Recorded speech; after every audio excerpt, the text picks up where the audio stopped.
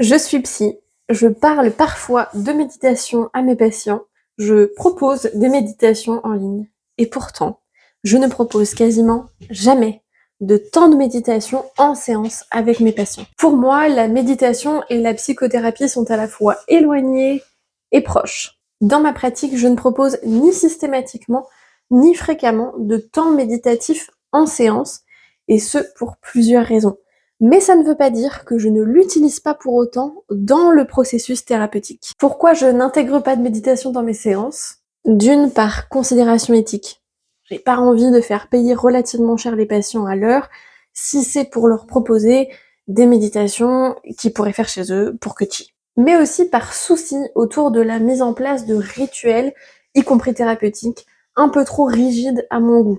Dans le sens où ça peut sacraliser un processus qui, justement, a besoin d'être souple et adaptable à chaque séance, voire à chaque minute de chaque séance. Alors pourquoi et comment j'utilise les méditations, la méditation au sens thérapeutique? Déjà, en utilisant la psychoéducation pour que le patient comprenne l'intérêt et surtout l'usage qu'il peut faire des différents types de méditation.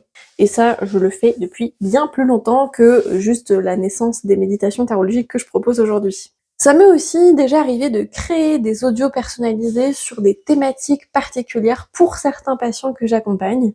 Ça peut être des méditations en lien avec leur enfant intérieur ou en lien avec leurs difficultés particulières de sommeil par exemple. Donc c'est vraiment hyper personnalisé. Mais j'inclus aussi dans l'étiquette de méditation thérapeutique des temps de body scan, s'il y a besoin d'ancrer rapidement, par exemple, en cas de dissociation, notamment. Et d'ailleurs, tu peux retrouver sur le site psycred.com une ressource vidéo gratuite où je te guide dans un body scan complet si tu veux tester ou pratiquer régulièrement cette connexion à ton corps. Et puis enfin, le travail en visualisation, notamment avec les parts de soi, que ce soit par émotionnel, par enfant, par adulte, peut parfois frôler, je trouve, un travail en méditation.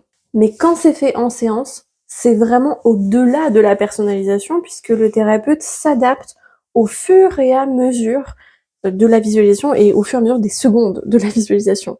Donc on peut rien anticiper en fait dans le déroulé de la visualisation, mis à part les grandes étapes à ne pas louper et qui sont d'ailleurs souvent oubliées quand on le fait seul. Et c'est cette grande personnalisation qui rend la technique tellement puissante et adaptable aussi à beaucoup de problématiques et thématiques de travail.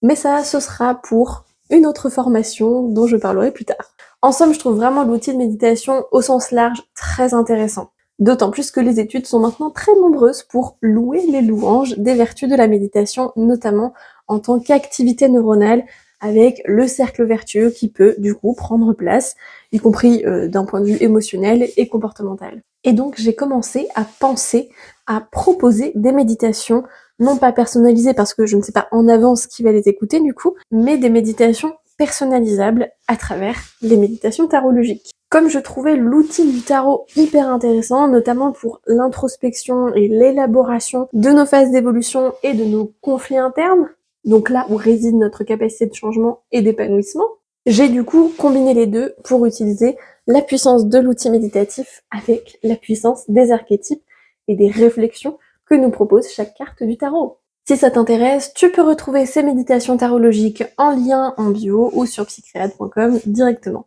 Mais avant de se dire au revoir, dis-moi, toi, si tu médites régulièrement, si tu n'as jamais essayé, et puis surtout, quelle représentation tu t'en fais? Pour ou contre?